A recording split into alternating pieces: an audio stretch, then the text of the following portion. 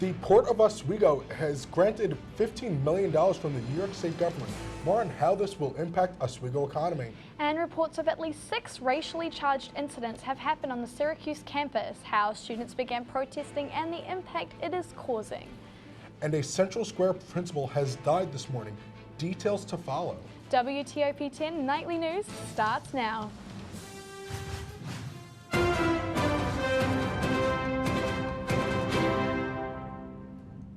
Good evening and welcome to WTOP 10 Nightly News. I'm Joseph Vanderweg. And I'm Maddie Hewitt.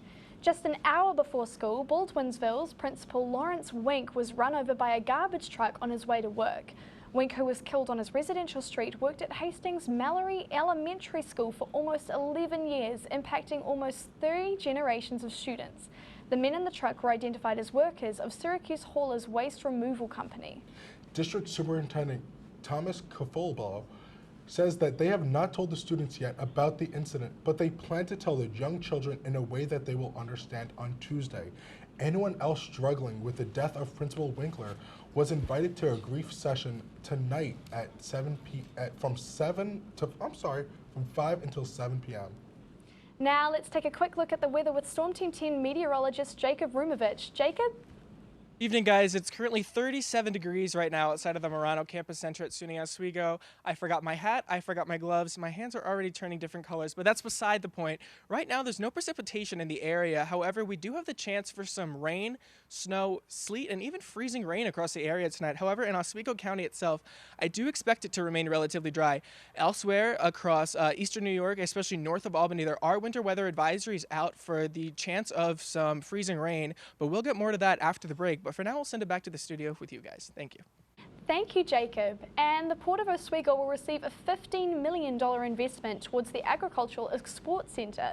In a statement, Governor Cuomo announced the funding and says, quote, "This investment will help this port renew and modernise agricultural handling facilities.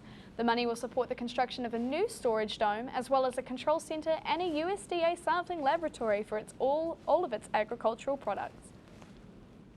Governor Andrew Cuomo announces a $4 million plan to support green and clean energy solutions in New York schools. Today's announcement is a part of Governor's Green New Deal initiative with the goal of reducing the state's greenhouse gas emissions 85% by the year 2050. Cuomo says, New York is a leader in the fight against climate change, and reducing greenhouse gas emissions is crucial to achieving our ambitious goals. As of right now, this initiative only affects preschool through 12th grade schools. SUNY Oswego was once again listed among the country's most environmentally responsible colleges in the Princeton Review.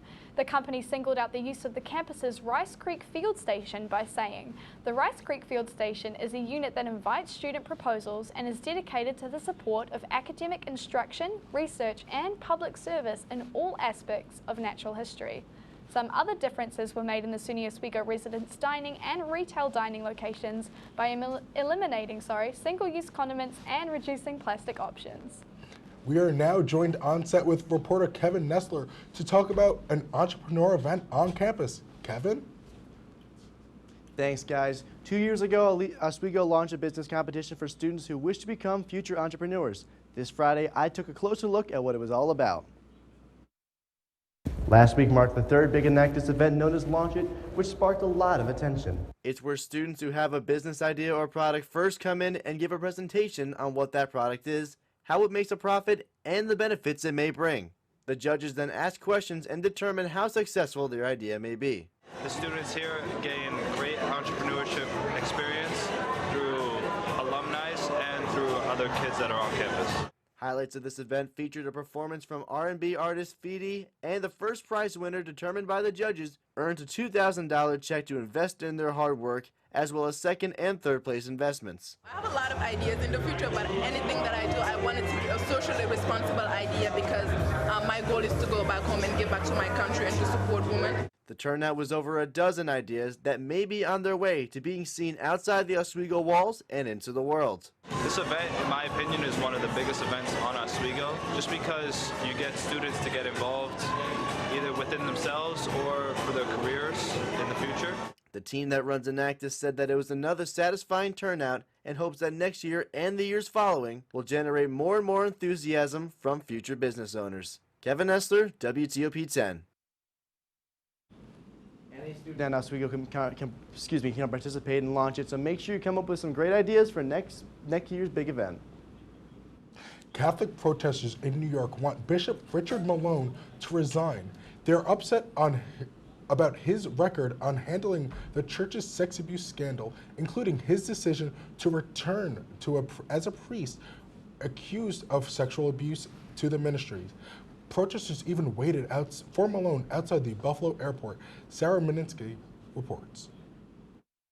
Well, we were really hoping that we would be able to see Bishop Malone when he got off his flight and that he likewise would see us.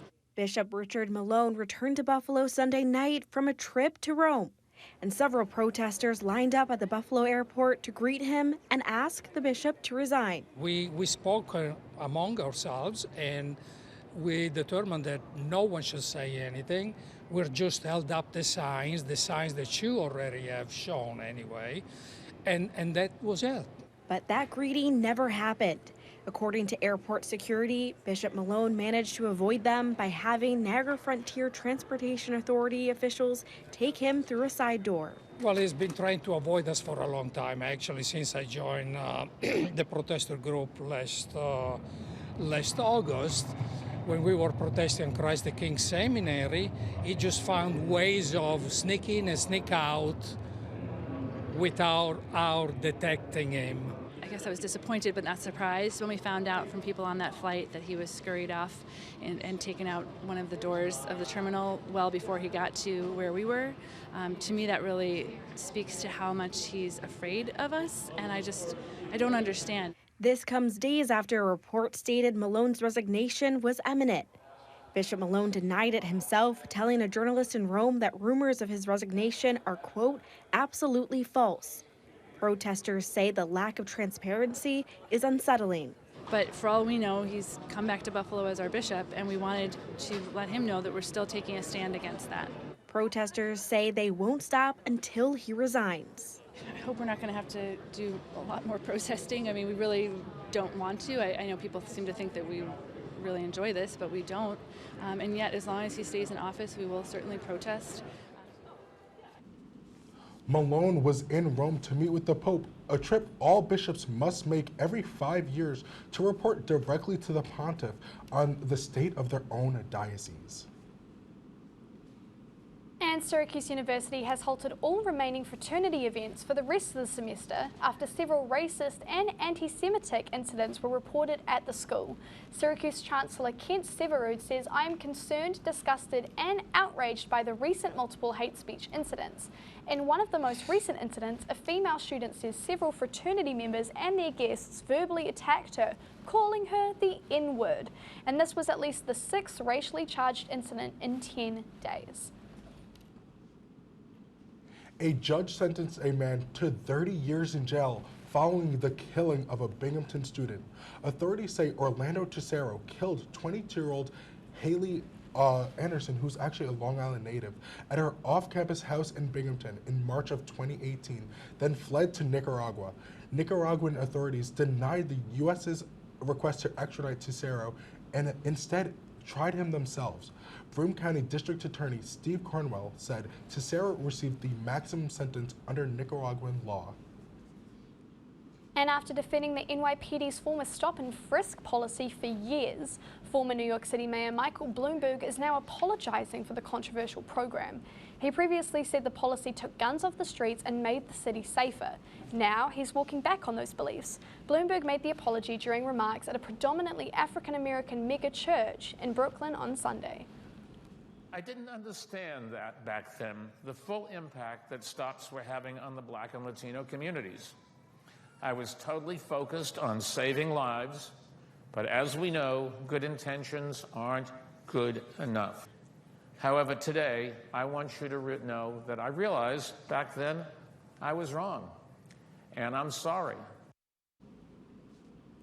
So again, Bloomberg made that apology during remarks at a predominantly African-American megachurch in Brooklyn on Sunday. And current New York City Mayor Bill de Blasio, slammed the apology on Sunday, telling CNN Bloomberg had almost 6 full years to say it was wrong. Bloomberg is considering jumping in the 2020 presidential race. Coming up later tonight, California's District Attorney General is suing e-cigarette maker Juul, why the state believes the company is targeting teens. And a popular fast food chain announces they will no longer donate to charities with anti-LGBTQ views. More on who the company plans on donating to in the future. You're watching WTOP 10 Nightly News. We'll be right back.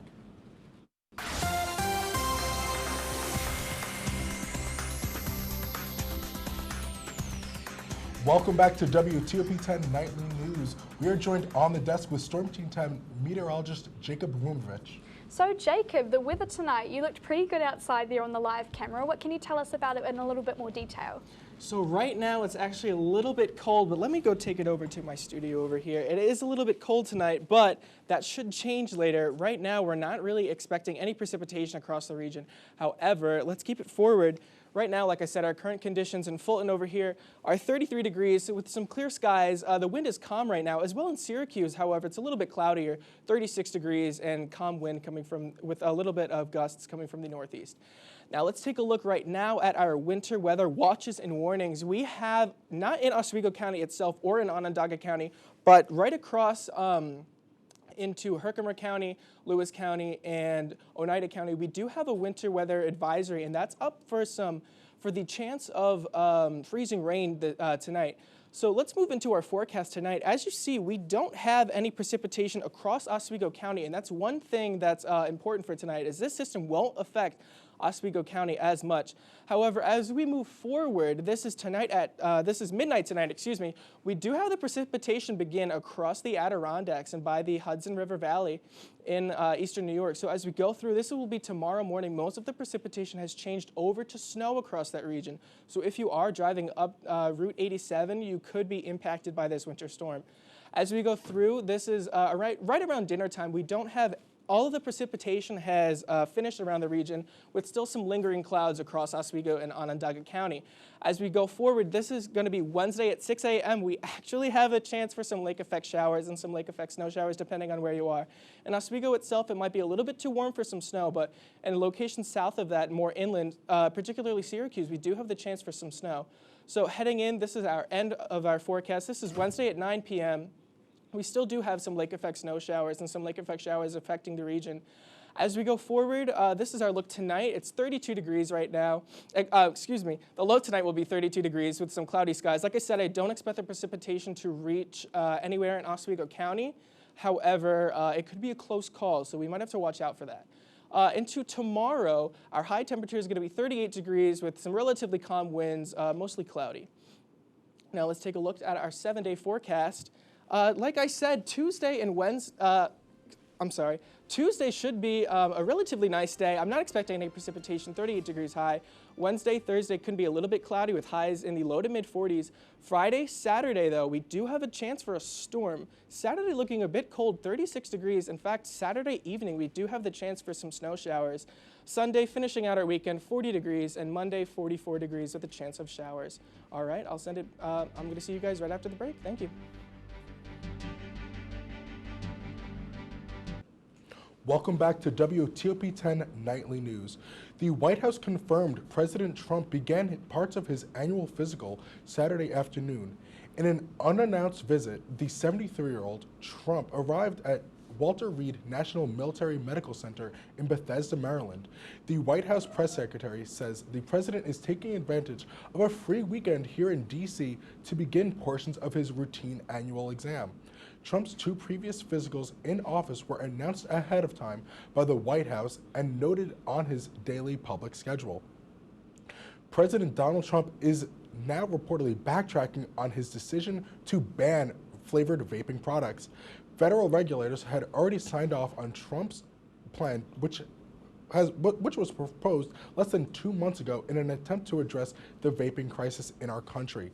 It is now unclear what Trump will do to address the crisis, but anti-tobacco activist groups say that if the federal government does not take action, that states will. California's Attorney General Xavier Becerra announces that the state of California is suing e-cigarette maker Juul. The state claims Juul has been targeting young people through its advertising and sales practices and failed to include health warnings. Millions of teens and young Americans now use their product. While Juul's profits soared, their users became addicted and their health was compromised. Smoking remains the #1 preventable killer in the United States and causes over 480,000 deaths per year. And with the advent of e-cigarettes, this number has increased for our youth, and deaths are on the rise. The lawsuit seeking Juul to pay for treatments and prevention and is one of 40 other lawsuits currently pending against the company. The CDC says 42 people have already died and more than 2,000 have been injured in the U.S. alone from the health issues related to vaping and e-cigarettes. A Utah-based cat food company, Go Raw, is issuing a nationwide recall following possible salmonella contamination. The recall was put in place after the Minnesota Department of Agriculture found a sample tested positive for salmonella.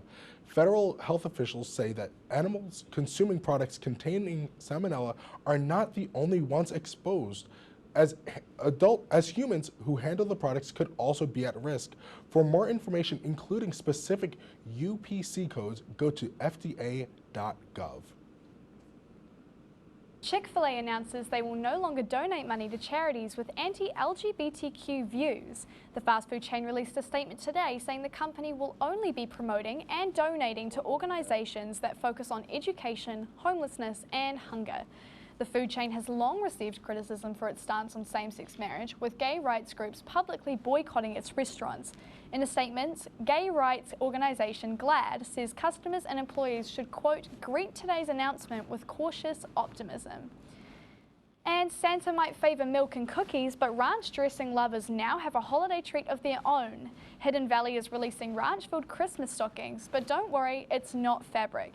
This food-safe plastic packaging is filled with 52 fluid ounces of Hidden Valley Original Ranch dressing. It comes with a pour sprout at the stocking toe and a silver mantle holder for those who want to proudly display it. You can pre-order now for $35 on the company's website. And Kylie Jenner isn't leaving the makeup business, but is selling the majority 51% share of her cosmetic line. Coty Incorporated is buying her portion of the business, which is valued at $600 million. The New York-based company says its global reach can help Jenner's brand expand. Jenner is set to stay on as the creative director and says the move will help her focus on creating new products. And coming up in sports, Brian Rudman. Brian, can you give us a quick preview of what's going on? Of course, coming up after the break, I'll take you through a big weekend in the SUNYAC for the hockey team, and I'll bring you up to date on the latest from the NFL. All this and more coming up. You're watching WTOP 10 Nightly News. We'll be right back.